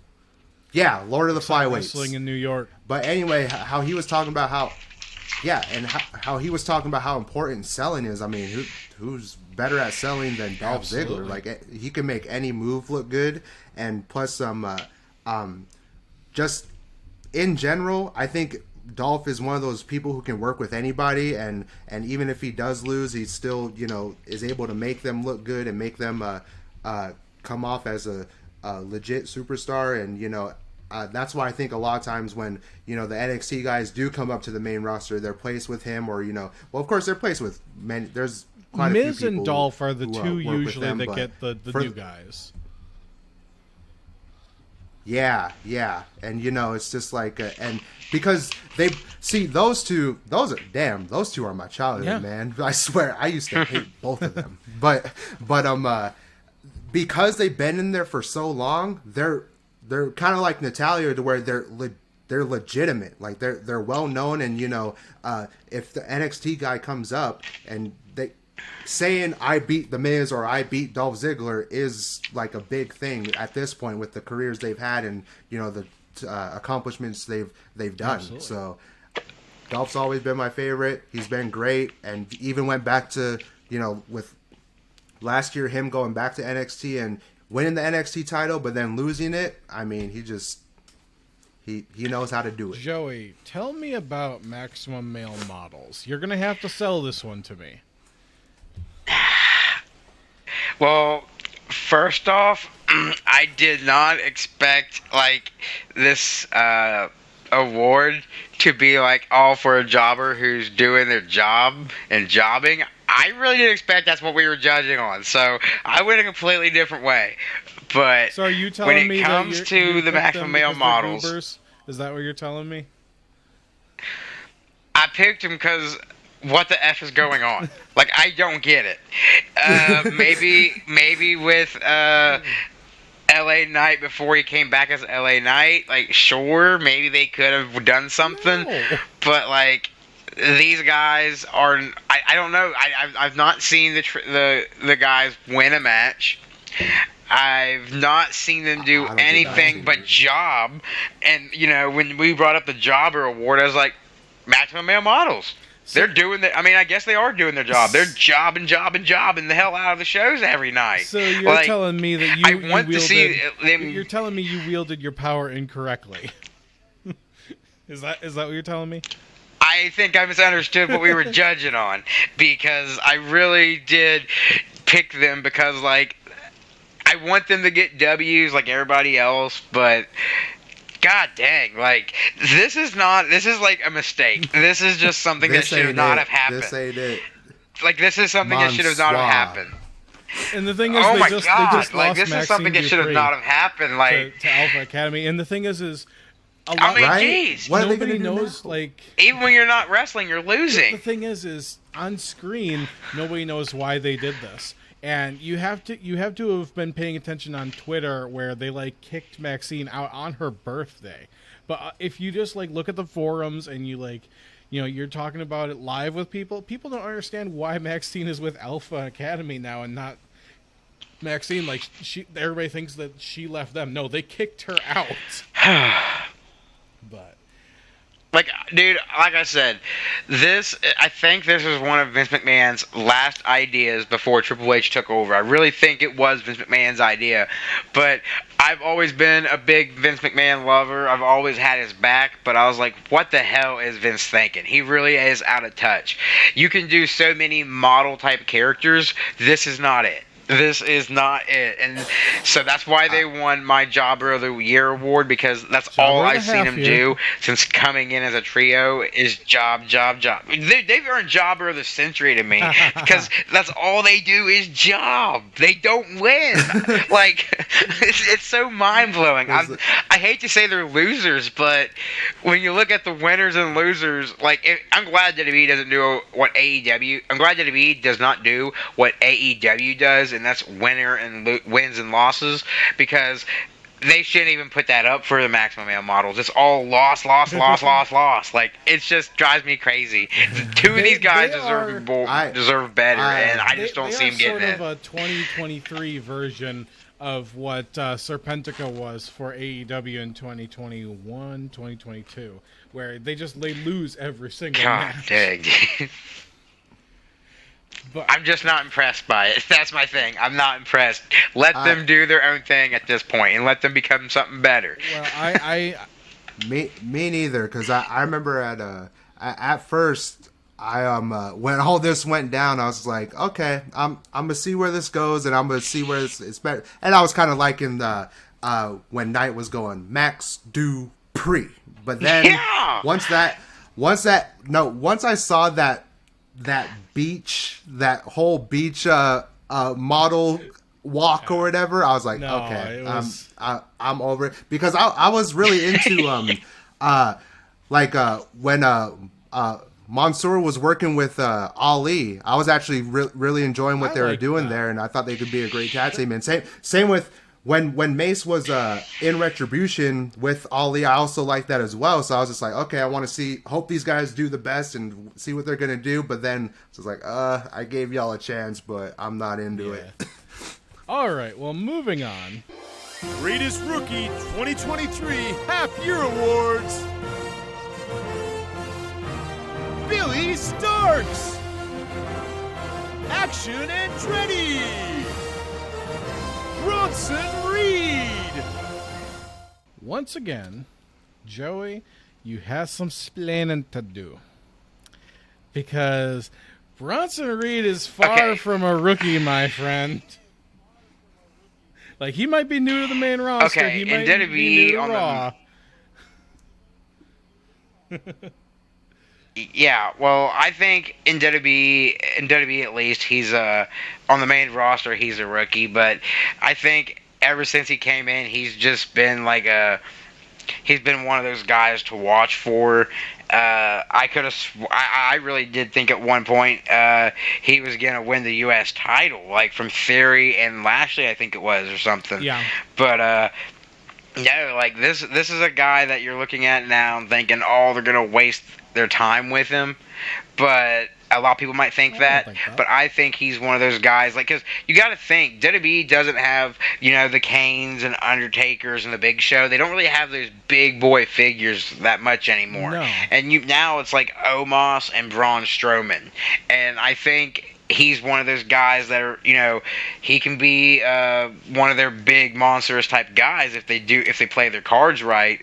I don't want to see WWE throw Bronson Reed into that, serious character and then watch him fall down the card and be a joke. Absolutely. But I think they really could make him like a monstrous guy to mess with. And I'm not saying if they put him against Roman right now, I don't see him beating Roman, but I think if they put him, if Roman did like an open challenge type of thing and Bronson Reed came out, I can see Roman selling it like, what the hell? I didn't expect Bronson Reed, like this big monster, now that I don't have the bloodline, how am I going to do this by myself? Yeah.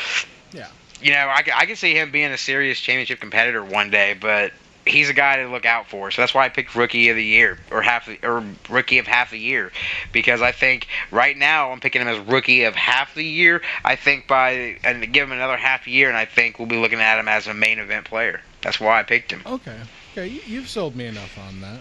Man, he has like just such a presence about him that he's just so dominant. He reminds me of 2011 Hall of Pain Mark Henry almost. He's just yeah, very aggressive and that monster heel, and like he was one of the guys. I remember when I found out he got fired, I was just like, man, I wish he could have made it to the main roster. Holy shit, I forgot about that. He was just getting off a North American title run. Yeah. They were doing like trials with him on Main Event. Right. So it was surprising when he got released. Because that's when I really around that time is when I really started to watch NXT again, and I was like, he was one of my favorites on there. So when that happened, like, I remember checking my phone on. I think I was on some social media or whatever and scrolling and saw that he had returned. I was like, let's go! Yes! He came back and now he's finally here, and like he's literally like, man, when he tsunami'd Akira Tozawa, when he tsunami's anybody, I'm just like, but when he tsunami, I was just like, oh my goodness, when this he dude did is, that, he did that moonsault at I think it was Backlash. Oh my god, yeah. A man his size should not be able to move that way, and WWE has a history of big guys who can move. I mean, we talk about Bam Bam, we talk about Vader, Vader. Earthquake, Tugboat. These big, massive guys that can actually do a little bit of rope work. But I mean, they've got a special athlete with Bronson. I hope he does move on to something a little bit bigger. I would love to see him. I know it's on a different brand right now, but at some point I would love to see him, U.S. champion, possibly again after, Gunther loses it, maybe IC champion down the line. But yeah, we could definitely see some good work out of him. That is the thing. He is just, that's exactly what he is. He's just a freak athlete as well. And just, it doesn't matter how, what his size is and that, but when he hits you, you're going to feel it, and you're just, man, just like I said, he has that scary presence about him. It's like, I don't want to be in the ring with Bronson Reed. But, we're going to go from Bronson. Speaking of which, what's up? One last thought on Bronson. And also, I just realized this. Where the hell is Bobby Lashley? So I just realized. Where did he go? I think they're going to be doing a little bit of character changing with him because he's scheduled to come back. I think they're bringing him back as a heel. So I think they just wanted to get a little bit of eyes off him. Oh, really? Yeah, because so they could kind of bring him back a little bit more. Oh my God! Yeah, I was thinking that just because I was wondering where. I was like, man, what happened to that Bronson and Bobby feud that was happening? But I know the draft kind of separated them, but still, I was just like, I was looking forward to that. Anyways, moving on. Since we're talking about Bobby Lashley, I just wanted to ask, since we're talking about Bobby Lashley coming back with a gimmick change, did you guys ever see the video where he was being interviewed and he was like, "I pitched this gimmick to Vince where he wants McMahon to where gain, like, I'd 40 go on a losing pounds. streak, come back and be really, really fat, and then come back and I be remember better that. than ever." I was like, dude, and the guy was like, "Have you ever thought about pitching that to Triple H and doing it? So what if this is where it happens?" I'd be all for it. he was like, Anyways, I could do it too, man. He was like, I'd be able to do it. moving on from Bronson, who isn't exactly a rookie, to someone who is the epitome of a rookie in the industry. We have 18-year-old Billy Starks, who just now, but a couple days ago, graduated high school. Okay, and yet this girl has Oh, wow. not just one, not just two, not just three, but four indie wrestling title belts to her name right now that she's been going around and she defends them. And then she goes on to AEW and to ROH, and she's been on TV for both of those promotions. She's been on she was on Dark a lot before with AEW. She's been on a couple of ROH programs. And then she got her big break at this last Battle of the Belts with Jade Cargill. She made Jade Cargill look so good in that match. Like, that was arguably Jade's best match. If you don't want to kind of count things before or that happened after it, Jade's best match was with Billy Starks, and I mean that was for the TBS title. And I think that she's going to be someone that we go on and we're going to want to keep an eye on for the next at least 2 decades. Like, I mean, she is going to do some special work, but it's just it's in this embryonic stage. I didn't know she just graduated school. Yeah, she literally just graduated. That high is school. insane. 18 years old. That's crazy. And the thing about it too. Now I do wonder if that I do wonder if that was like online or something, like online No, schooling. no. Because could you imagine, No, she went to physical I was gonna say, school. can you imagine like going and doing yeah.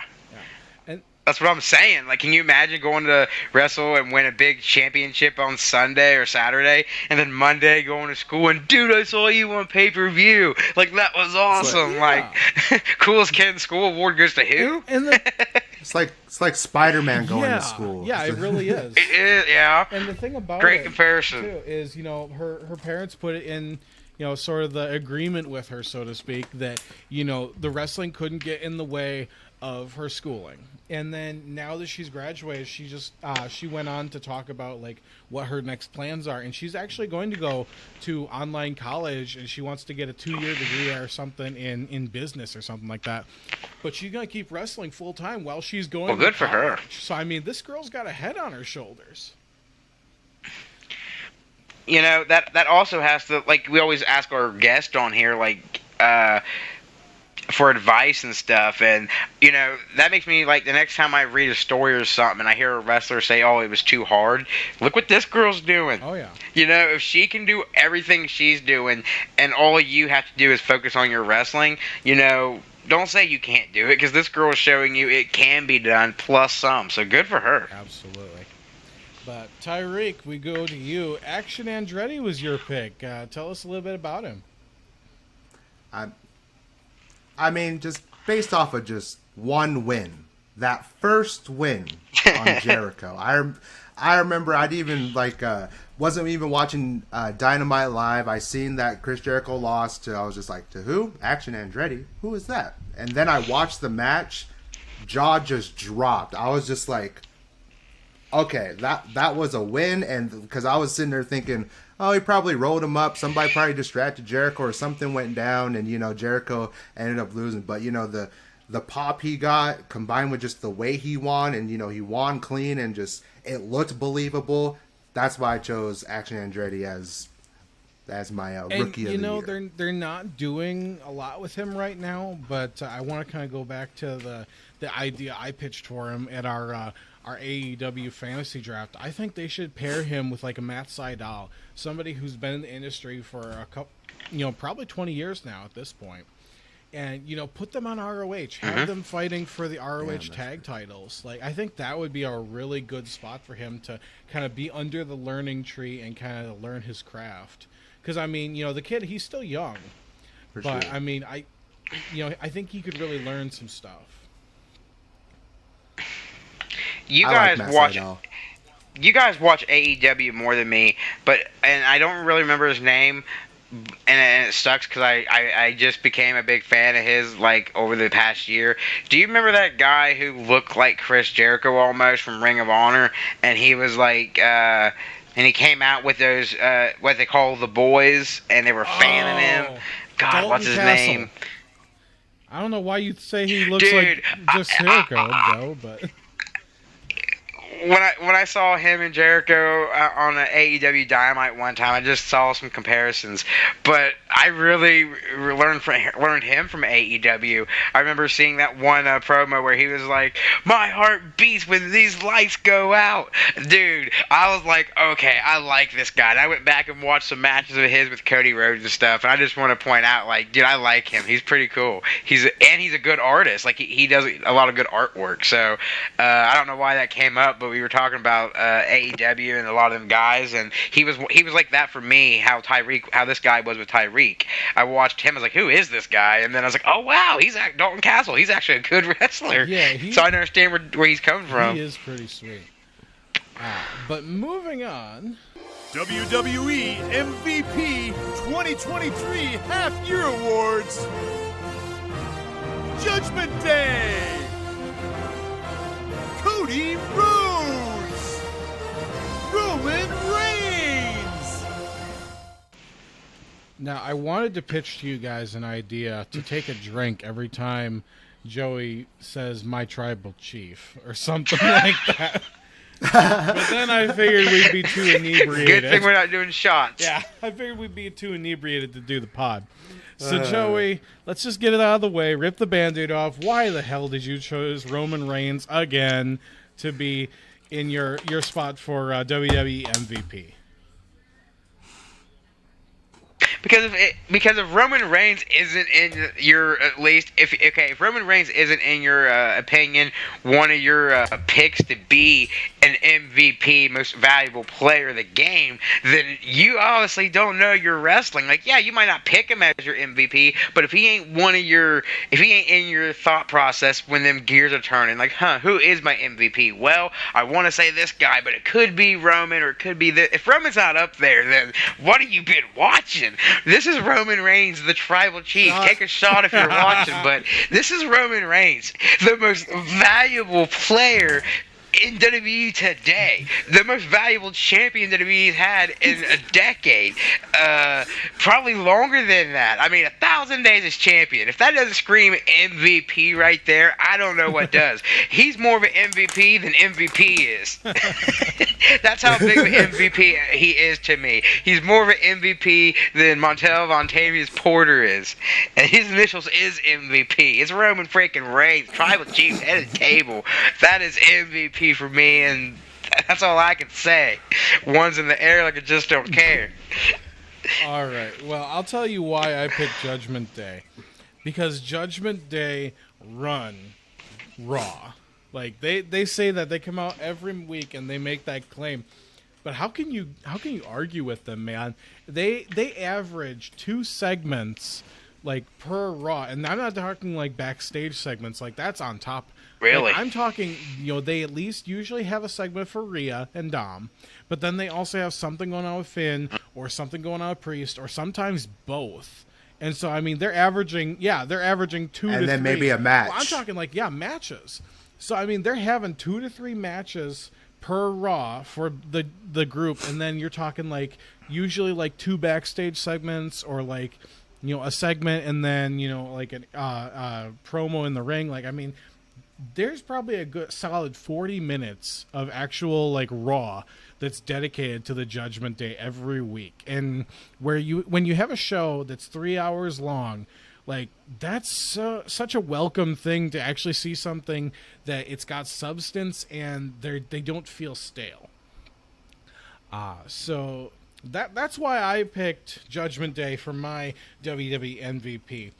Ty, you chose Cody Rhodes. Tell me about that. Well, he is the American Nightmare. I honestly don't think I've ever seen, since his return, I don't think I've ever seen a bad promo by him. Everyone is just, you feel it. You know, the crowd is engaged. Also, always puts on great matches. The son of a plumber. Yep.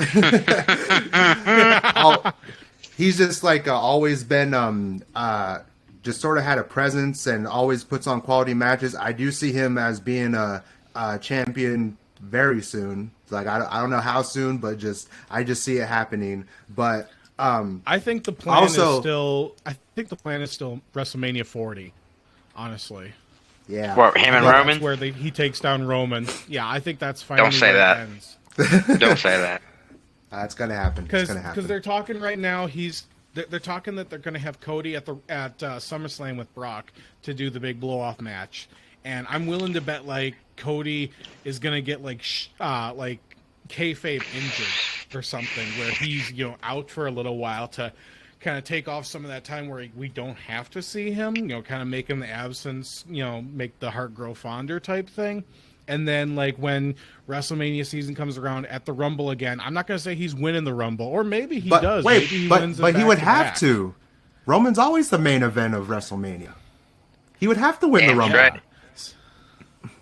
You admitted it. He could, or yeah, I mean that is true. It's hard. But at the same time, we'll we have also to see. we also have a new world champion though, so. Maybe the winner of the Rumble goes after that world champion. Then that's the it'll be night one. It'll be night one. I know that much. It'll be night one. That's what I'm saying. It doesn't have to be night two. I don't know if I can see him beating Roman for the title, but they always could bring back a 24/7 title. Oh no, that's cool. But also it's just Stardust. I think I mentioned this in a never bring back Stardust, but I mentioned this in another video. It's there's not a lot of people I just see beating Cody. Literally, I was sitting there when I was making the predictions with Brock and Cody. Is the only ones I could see beating Cody was Roman Reigns, and if not Roman Reigns, then Brock Lesnar. So that's why it was hard to make the choice. But he's just anyone but so Cody. Dominant. Anyone but Cody. No offense to Cody. No offense to Cody. I love the guy, but I am just so tired of every time he comes out. My dad this. My dad that. I get it. Your dad was one of the biggest people in the world. That's the thing. I get it's it. Not him saying that though. It's other people. He's got to finish the story. story. Claim. For his father. I get it. But even his dad be like, son, calm it down. It's not about me. It's about you, son. Even his dad would be like, make it about you a little more. It's about me. But, I get where he's coming from. He misses his dad, probably his best friend. I'm not putting that down. I just think, every time he comes out and says, my dad this, I'm like, oh, come on. Talk about your mom. Talk about your brother. Talk about someone else other than Dusty. It's kind of dragging out. But I don't mean that in disrespect. All right. Well, moving on. Men's Wrestler 2023 Half-Year Awards. Kenny Omega. Roman Reigns. Roman Reigns. Now, I've thrown to Joey so many times over this. Ty, let's get your input for a change. We'll let you get a word in edgewise. Why did you choose Roman Reigns for your Men's Wrestler of the Year? Well, it's just you can't not. It's he's the biggest in the industry. That's it. It's literally he could have been my MVP, but I was just you know what? I figure switch it up a little bit. But honestly, it's Roman Reigns is just so high up that as much as it surprised me that he did retain at WrestleMania, at the same time, it didn't. Because I've always thought this, whoever's gonna beat Roman has to, and I think he said this in a promo, has to literally take it from him. That's not just, just beating him in a match. That's merch. Being able to have consistent matches, being able to get the draw, get the ass and seats, and all this other stuff. Like, really, no one is not even close. Like, not even close. I can't think of anybody who's even close at the moment that does what he does. He's not only elevating WWE, but the entire industry, in my opinion. And it's just something we haven't seen in a while in wrestling. And it's honestly it's unbelievable. Like, even when you think, oh, this is it, this is when Roman hits his peak, he does something else that just puts him on a whole nother level, and it's going to be hard to find someone to catch up and take it from him. There are some people who can, but even those people, I think, aren't even close to what he's been doing in, the past few years or so, in my opinion. Okay. Love to hear it. Well, I'm going to agree to disagree, because I'm living proof that you can not choose Roman Reigns, because I went with one of the best wrestlers in the whole freaking world, Kenny Omega, the cleaner. I mean, every single match. Name a bad Kenny Omega match. And I mean, all of he them. wrestles I'm just how playing. much more than Roman. He can have Kenny Omega can make a blow-up doll look good. That's a real thing that happened. He can make a 9-year-old look good. That's a real thing that happened. Okay, Kenny Omega is an otherworldly human being when it comes to professional wrestling, and I'm not talking Chris Statlander under otherworldly. Like, he is just amazing. And the thing about it is, I was so close to putting Will Ospreay in this area in this segment, because everything I just said about Kenny Omega is the same thing with Will Ospreay, with one key difference. Will Ospreay has not wrestled as much these last 6 months as Kenny Omega, because he got injured, he had some time away, but Kenny has been consistent. He had some time away, but that wasn't on him. And it was a shorter period than Will Ospreay. So I think that, Kenny Omega he deserves his flowers. He deserves this spot. And I mean, I won't hear two ways about it. From his match with Will Ospreay in January to, awesome. winning the trios titles in Escalera de la Muerte. I think I probably just butchered that name, but to then losing the titles in a banger with the House of Black, to everything he's done since as, being a member of the Elite against the BCC. He adds so much to AEW's product and to weekly TV, just in the wrestling sphere, that I couldn't not, count him as my men's wrestler of the year. But moving on, Joey Hudson. This is our last official category, and I know you're just overflowing with joy because you need to get this out of you. So again, if you got a shot, take it for every time Joey says my tribal chief. Go ahead. Well, I had to pick him as my my male wrestler of the year, because it's different from being the MVP of the year, because everything I said prior to him being MVP of the year, the fans, when the Shield broke up, all the fans hated him shoved down our throats. The fans hated Roman Reigns. Now he's giving you a reason to hate him. You hated me before because I was trying to give you what you wanted. Well, now I'm going to give you something you're really not going to like, and that's be champion for 3 years. I'm going to give you something you really don't like, and you thought that if he was shoving me down your throat, I'm going to come out here and I'm going to be shoving myself down your throat. I'm going to make sure you get that you have to put up with me and that you hate it. And I think it's kind of went reverse. I think a lot of people, mainly me, love it. But Roman has became one of those guys, like, to me, I have like these dream match scenarios. Like, I'll be at work and I'll be like, I wonder if if Roman would have been able to, if you give Roman this type of reign in the Attitude Era, would he ran through Stone Cold? Would he ran through all these guys? It just makes you wonder if these guys could come out of their prime or come out back in their prime and face Roman today. Would Stone Cold Steve Austin in his prime be able to beat Roman today? Would Undertaker in his prime be able to beat Roman? Roman is so unstoppable that I really think it's you put your Ric Flairs, you put your Hulk Hogan, who was in his heyday back in the 80s. Hogan carried WWE on his shoulders at that time, was WWE's biggest star. And I think the Roman Reigns we have today wipes them all out. Hulk Hogan slamming Andre, please. We would have been talking about Roman spearing Andre and super punching him. Roman, it makes me wonder, would we even saw Bruno Sammartino hold a championship for 2,000 something days if Roman was around? Like, Roman has just really raised the bar, I think, what it means to become a superstar.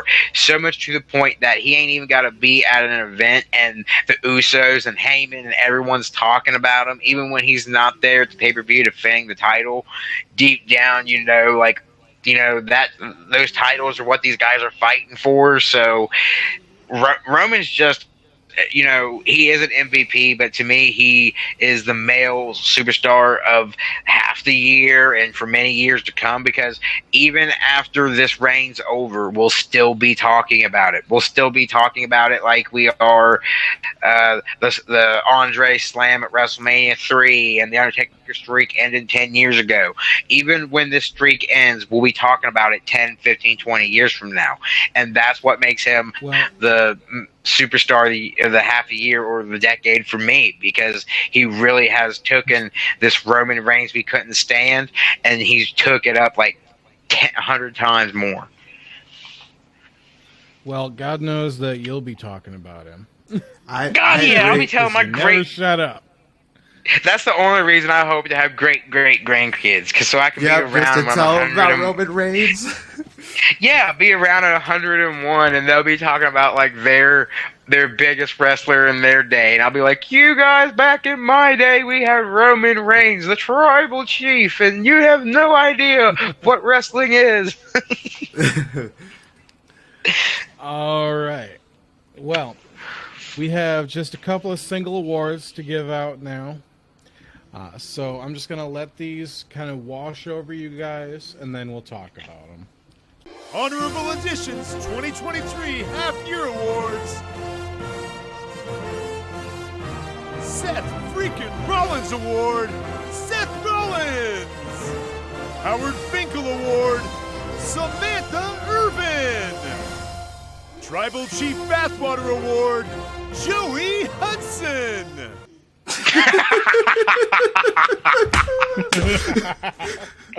I love it. We'll come to it. We'll come to it. We'll come to it when the time comes. But first up, so over at the Wrestling Observer, they have what's called the Bryan Danielson Award, where they give that sort of to somebody who kind of exudes excellence, whatever, blah blah blah. Here at the Ring Post Daily, we have the Seth freaking Rollins Award. And, of course, it's the first time it's given out, we have to give it to Seth freaking Rollins.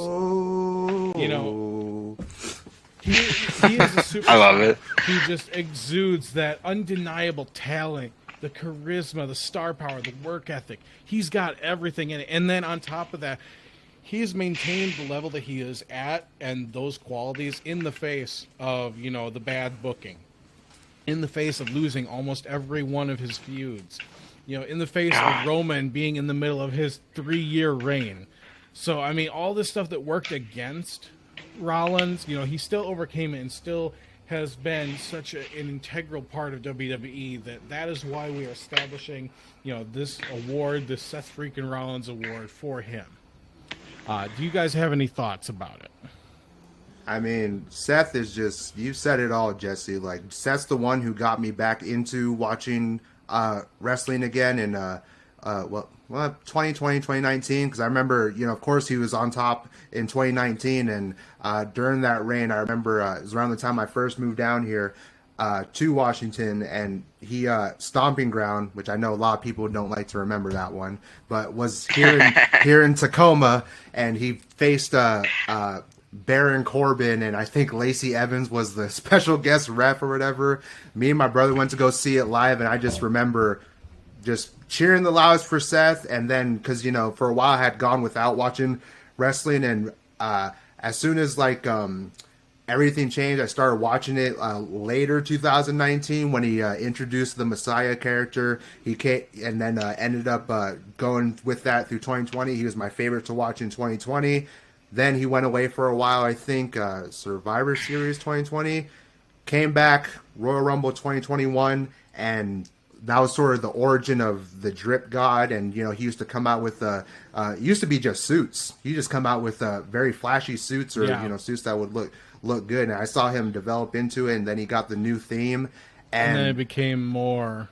It did. It just took off. It was crazy. It was like I said, Seth has always been one of my favorites because of that reason, because he got me to start watching it back. Because like I said, even just having a match with Baron Corbin, even that was impressing me at the time. And I was just so glad to see him,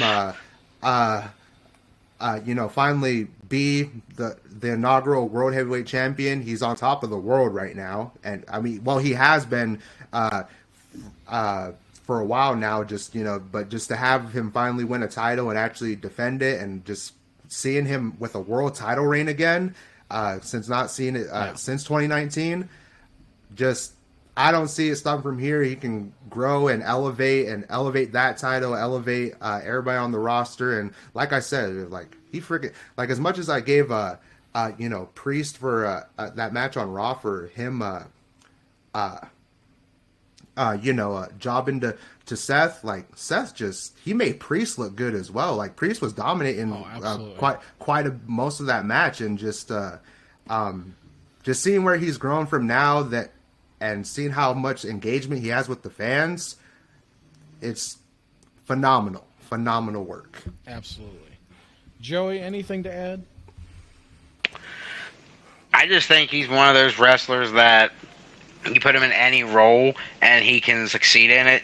And one of my favorite memories of him is when he cashed in at WrestleMania, because this is when fans wasn't into the main event, and he saved the main event at Mania and cashed in, and the Heist of the Century is called. Seth's one of them guys that doesn't even need a title to be a main eventer, to make the show bigger and better. Seth does, I think, just like you said, they do the Daniel Bryan or Danielson or the Bryan Danielson Award. They should do a Seth Award, because he deserves it. And everything Tyler said, I can agree.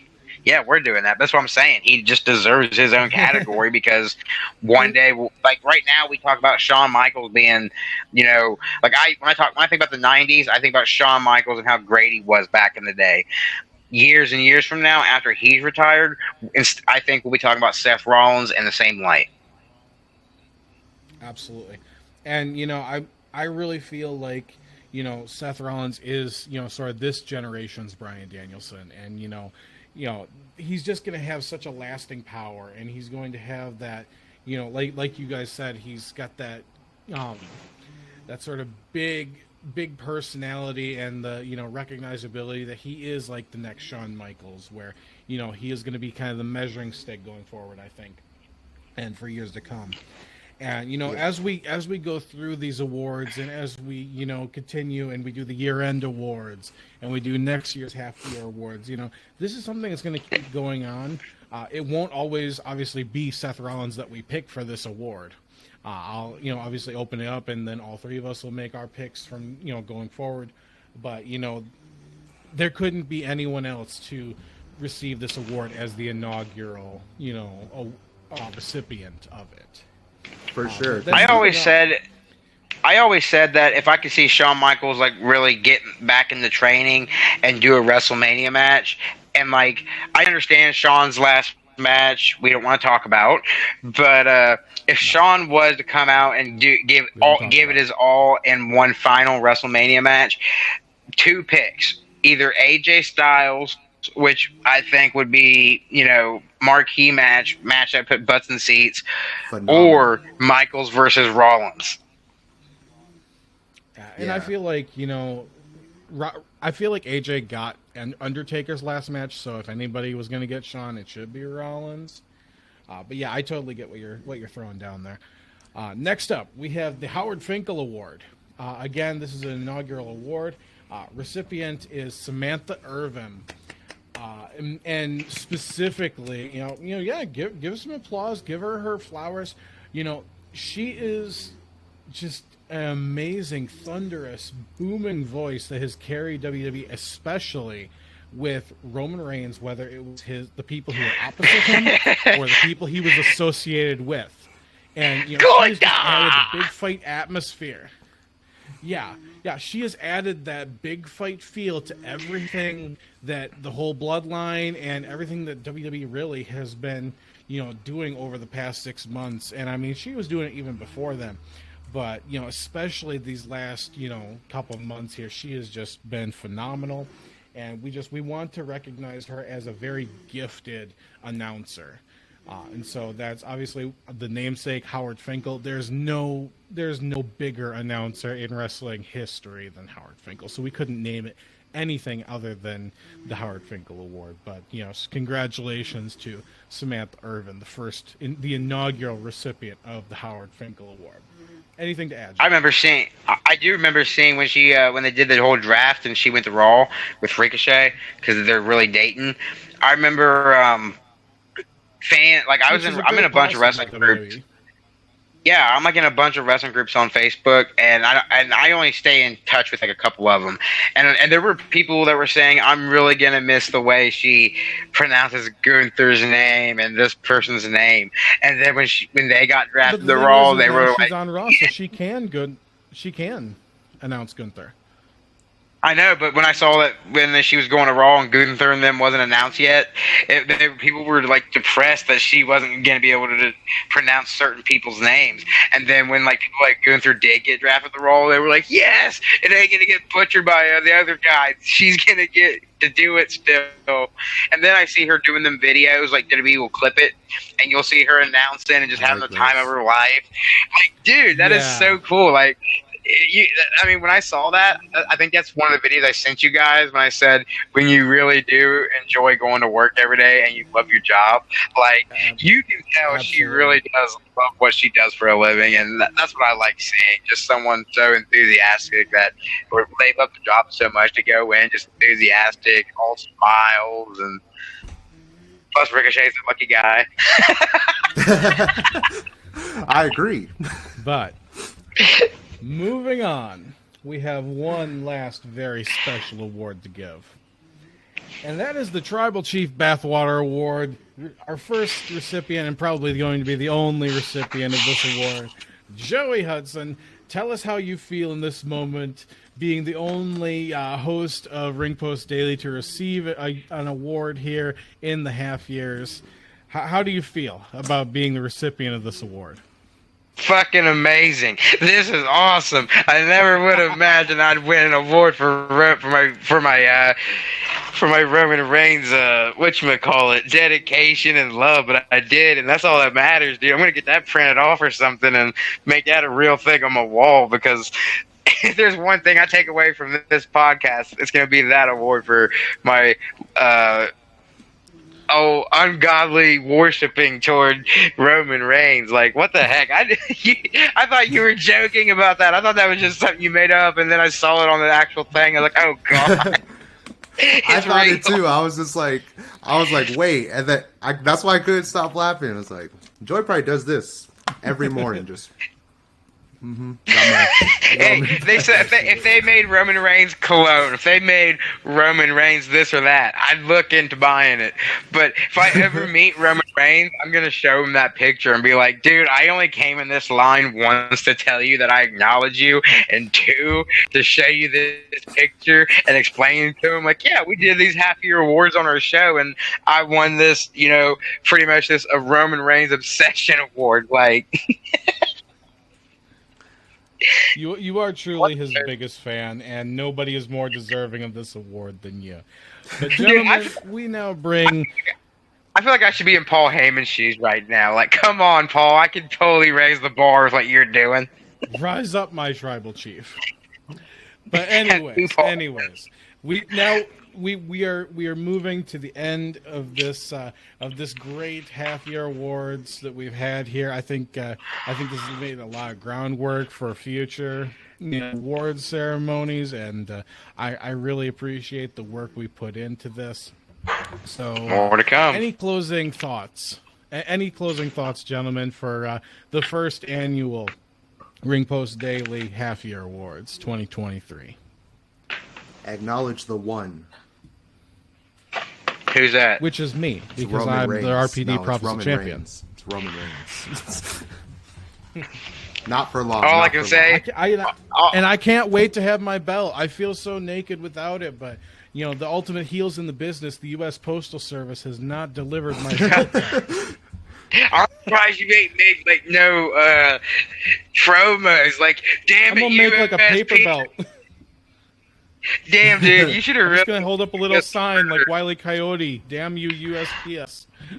All I can say in closing is, if you think you've seen me be a big Roman Reigns fan now, I'm only gonna get bigger. So if anyone's sick of watching this podcast and seeing me ask our guests the questions and this and that, if you're sick of me being a Roman Reigns fan now, it's only gonna get bigger, and I guess for you guys, worse from here. So the longer Roman holds that belt, the bigger fan I'm becoming. Each day that passes by, the bigger fan I'm becoming. Indie wrestlers are gonna watch this and be like, "Oh, I'm not interviewing with them. I ain't gonna risk this." No. Oh my god. Well, from the honorary Oos, Joey Hudson, Tyreek Ramsey, Big Daddy T, and myself, Jesse Henrik, your RPD Prophecy Champion. Remember, the U.S. Postal Service eats corn the long way, and I hope you have a good night.